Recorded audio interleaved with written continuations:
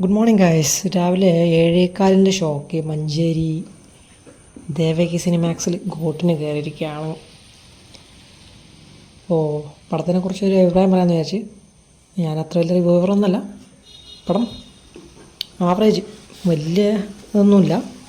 നമ്മൾ മുമ്പ് കണ്ടിട്ടുള്ള പല പല ആക്ഷൻ പടങ്ങളുടെ മൊത്തത്തിലുള്ള ഒരു എല്ലാം കൂടെ കൂട്ടിയൊരു അവിയൽ പരുവത്തിൽ ഒരു ആക്ഷൻ പടം. ആക്ഷൻ അങ്ങനെ പറയാം. കൂടുതലായിട്ടൊന്നുമില്ല, പക്ഷേ നമുക്ക് ഒരു പ്രാവശ്യമൊക്കെ തിയേറ്ററിൽ പോയിട്ട് വലിയ ലാഗിങ് ഇല്ലാതെ നമുക്ക് ഒരു പ്രാവശ്യമൊക്കെ ടിക്കറ്റ് എടുത്ത് കാണുന്നതിന് കുഴപ്പമൊന്നുമില്ല. പക്ഷെ അത്ര വലിയ ഒരു റേഞ്ചായിട്ടുള്ള പടമൊന്നുമില്ല. പിന്നെ തിയേറ്ററും ഡോൾബി 7.1 എന്നൊക്കെ പറയുന്നു, പക്ഷേ നമുക്ക് ആ ഒരു വോയിസും കാര്യങ്ങളൊന്നുമില്ല. പിന്നെ ഒന്നാമത് BGM ഉദ്ദേശിച്ച പോലെ ഒന്നും സെറ്റ് വർക്കൗട്ട് ആയിട്ടില്ല. നമ്മൾ പഴയ കുറേ കേട്ട് പരിചയിച്ച മ്യൂസിക്കുമായിട്ടൊക്കെ കുറേ റിലേറ്റബിളായിട്ടുള്ള സംഗതികളൊക്കെ മൊത്തത്തിൽ ഇതിൽ VFX ആയാലും മ്യൂസിക് ആയാലും ബാക്ക്ഗ്രൗണ്ട് ആയാലും എല്ലാം ആർട്ടിഫിഷ്യൽ ഇൻ്റലിജൻറ്റിൻ്റെ ഒരു ആറാട്ട് കാണാം. കൂടുതലായിട്ട് ഓവറായിട്ടൊന്നും എക്സ്പെക്റ്റ് ചെയ്ത് പോകേണ്ട കാര്യമില്ല. മൊത്തത്തിൽ അത്ര ഹൈപ്പ് കൊടുത്തില്ല, പക്ഷേ എന്നാലും പടം ആവറേജ് പടം അത്രേ ഉള്ളൂ. പിന്നെ കുറച്ച് ടെസ്റ്റുകളും കാര്യങ്ങളൊക്കെ ഉണ്ട്. പിന്നെ ലൈറ്റായിട്ടുള്ള ഫസ്റ്റ് ഹാഫിൽ കുറേ ഹ്യൂമേഴ്സും കാര്യങ്ങളൊക്കെ, അത്ര വലിയ ഹ്യൂമേഴ്സ് ഒന്നുമല്ല, എന്നാലും വർക്കൗട്ട് ആയിട്ടുണ്ട്. സാധാരണ രീതിയിലുള്ളൊരു വെങ്കട് പ്രഭു മൂവി സ്റ്റൈലിൽ വലിയ കുഴപ്പമില്ലാത്ത രീതിയിൽ എടുത്തിട്ടുണ്ട്. പക്ഷെ അത്ര നമുക്കൊരു ബ്ലോക്ക് ബസ്റ്റർ ആ ഒരു റേഞ്ചിലേക്കൊന്നും ആരും പ്രതീക്ഷിക്കരുത്. വലിയ പ്രതീക്ഷ വെച്ചൊന്നും ആരും കാണാനും പോകാനുള്ള ഒരു അത്രമാത്രമൊന്നുമില്ല. ഫസ്റ്റ് ഹാഫ് അതേ റേഞ്ചൊക്കെ തന്നെയുള്ളൂ സെക്കൻഡ് ഹാഫിനും. രണ്ടും ഏകദേശം ഒരു സെയിം ലെവലിൽ ഇതാക്കുന്നു. പിന്നെ ഓൾറെഡി നമ്മൾ ഇതിൻ്റെ ട്രെയിലർ കണ്ടിട്ട് വരുന്നതുകൊണ്ട് തന്നെ നമുക്കിതിൻ്റെ ഓൾമോസ്റ്റ് എല്ലാം പ്രഡിക്റ്റബിൾ ആയിരുന്നു.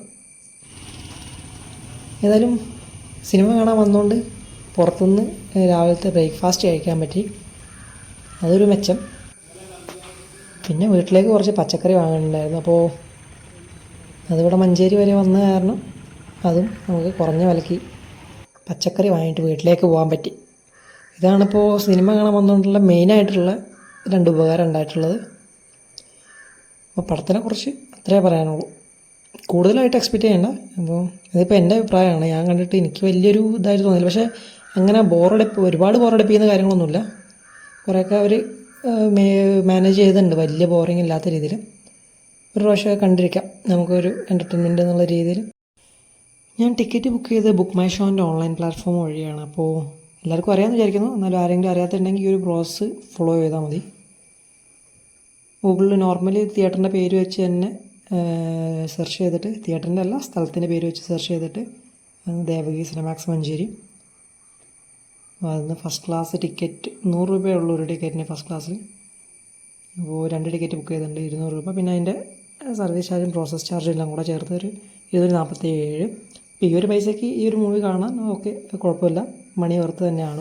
ഒരു 100 രൂപയ്ക്ക് ഒരു ടിക്കറ്റ്. ഇപ്പം എൻ്റെ കയ്യിൽ പിന്നെ ഗിഫ്റ്റ് കാർഡ് ഉണ്ടായിരുന്നു, അപ്പോൾ അത് കാരണം എനിക്ക് 200 രൂപ ഡിസ്കൗണ്ട് കിട്ടിയിട്ടുണ്ട്.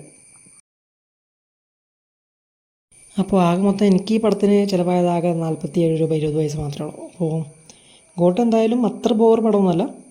ഫാൻസിനൊക്കെ എന്തായാലും ഇഷ്ടപ്പെടും. ഒരു പ്രാവശ്യമൊക്കെ എന്തായാലും പോയി കാണുന്നതിന് കുഴപ്പമൊന്നുമില്ല. പ്രത്യേകിച്ച് ഇപ്പോൾ അത്ര നല്ല പടങ്ങളൊന്നും അധികം വരാത്ത ഒരു സമയം കൂടെ ആയതുകൊണ്ട് നമുക്ക് അത്യാവശ്യം എൻ്റർടൈൻമെൻറ്റിന് എന്ന രീതിയിൽ പോയി കാണാൻ പറ്റുന്ന രീതിയിലുള്ള ഒരു നോർമൽ പടം.